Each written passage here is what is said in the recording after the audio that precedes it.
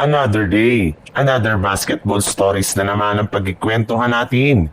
At ngayon nga ay ang pag-uusapan natin ang balitang dalawang bagong player na makukuha ng Los Angeles Lakers. At ang balitang trade sa pagitan ng Milwaukee Bucks at Golden State Warriors. Ayon nga sa lumabas na balita, seryoso na nga daw pong kinukonsidera ng front office ng Los Angeles Lakers ang posibilidad na pag-trade nila sa kanilang sophomore na si Dalton Kenick.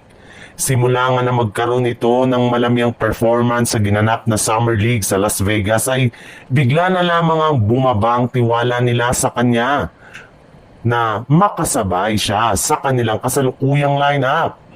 Hindi na rin naman nga nila alam kung makakatulong pa ito sa kanilang team at makakasama pa siya sa kanilang rotation. Kaya imbis nga na masayang na naman ang taon ay balak na lamang nga nila siyang gamitin bilang trade asset upang makakuha sila ng isang wing defender na siyang pinaniniwalaan ni Rob Pelinka na kukumpleto sa kanilang magiging bagong lineup. Bukod rin dyan, ay maaari rin naman nga sila na kumuha ng mga bago at mas mapagkakatiwalaang sharpshooter sa liga.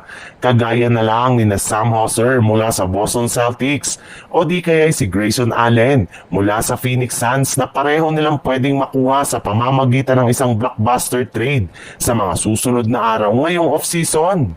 Sa ibang balita naman, ayon nga sa mga fans ng Golden State Warriors, hindi nga daw po magiging sapat ang kasalukuyang lineup ngayon ng kanilang team para makapag-compete sila sa kampyonato next season. Pero hindi rin naman nga daw po dapat mag-alala ang mga fans kung wala pang magagawang move ang kanilang team. Napakahaba pa rin naman nga ng off-season at marami pang mga magagaling na players na pwede nilang makuha sa free agency at maging sa trade market. At isa nga sa mga malalaking pangalan na nakadikit sa kanila ngayon ay si Kyle Kuzma mula sa Milwaukee Bucks.